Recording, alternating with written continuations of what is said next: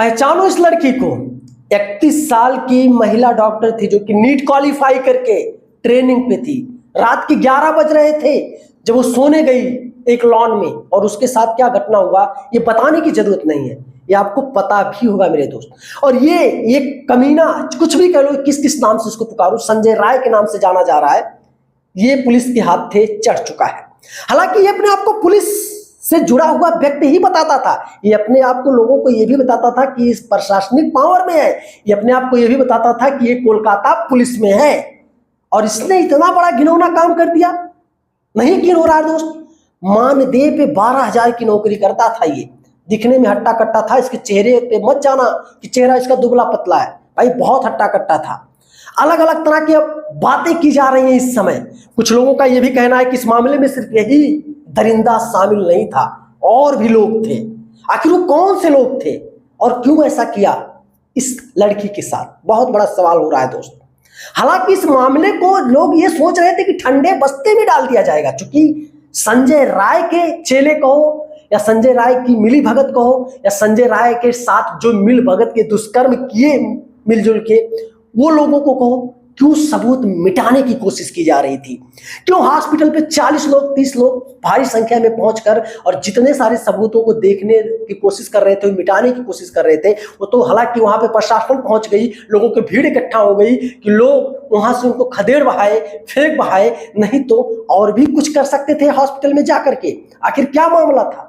मुझे तो ऐसा लगता था, मैं अपना ओपिनियन, पर्सनली ओपिनियन देना चाहूँ मेरे दोस्त, मुझे तो यही लग रहा है कि इसमें सिर्फ संजय राय ही शामिल नहीं है, इसमें 1 2 4 नहीं, पूरे 10-12 लोग शामिल हैं। क्योंकि डॉक्टरों की रिपोर्ट के मुताबिक ये बताया जाता है कि इसमें और भी बड़े से बड़े लोग शामिल हैं। हालांकि प्रशासन इस मामले को चुप्पी साधने की कोशिश कर रही थी, लेकिन भारी संख्या में इतनी भीड़ इस समय रोड पे उतर आई है कि प्रशासन के हाथ पांव फूल रहे हैं।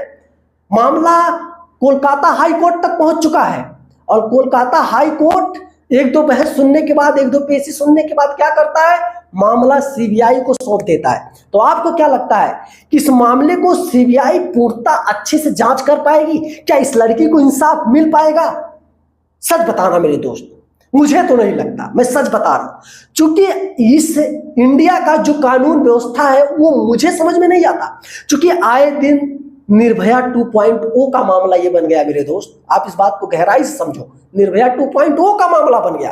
अभी ज्यादा दिन नहीं बीते, निर्भया के कातिलों को सजाए मौत की सजा दी गई, और फिर से एक मामला सामने आ गया, फिर से एक मामला, वो भी दरिंदगी की सारी हदें पार कर दी गई।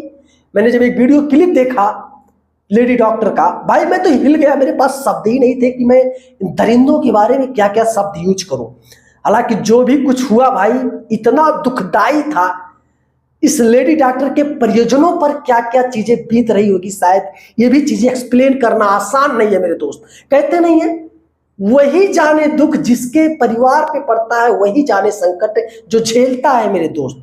और लोगों को तो सिर्फ एक न्यूज बन के लग रहा है कि न्यूज है, चल रहा है, कुछ ट्रेंडिंग चल रहा है। भाई साहब मैं तो हिल गया यार। अब यही देखना है कि प्रशासन कितने हद तक इसका जांच रिपोर्ट शामिल करती है, और कौन कौन से दरिंदे इस मामले में शामिल हैं उनको भी लाके बेनकाब करती है कोर्ट के सामने। और क्या वो ऐसे दरिंदों को फांसी तत्कालीन में 24 घंटे के अंदर होगी या नहीं, ये भी बहुत बड़े सवाल, बहुत बड़ी चुनौतियां बन चुकी हैं। हालांकि जो भी कुछ होता है, मैं सरकार से यही रिक्वेस्ट, यही प्रार्थना कहना चाहूंगा कि इस मामले में जो ऐसी ऐसी घटनाएं हो रही हैं, इस पे सरकार को कोई बड़ा सा बड़ा कानून व्यवस्था लाना चाहिए, नहीं तो ये ऐसे मामले मुझे तो नहीं लगती कि ठंडी होंगी। आए दिन कुछ ना कुछ घटनाएं हमको और आपको सुनाई दे रही हैं मेरे दोस्तों, जो कि सच में देशवासियों के हालत खराब है। ऐसी बहन बेटियों को कोई सुरक्षित नहीं समझ पा रहा है। रात को कहीं भेजना हो तो एक बार 10 बार सोचना पड़ता है कि बहन बेटियों को अकेले भेजे या ना भेजे। हालांकि इस विषय में आपका क्या कहना है, एक बार कमेंट जरूर करना। मिलेंगे फिर किसी बेहतरीन अपडेट को लेकर मेरे दोस्त। एक ऐसी, मैं क्या कहूँ यार, शब्द नहीं है, वीडियो को यहीं पे एंड करते हैं, मिलेंगे जल्दी। जय हिंद।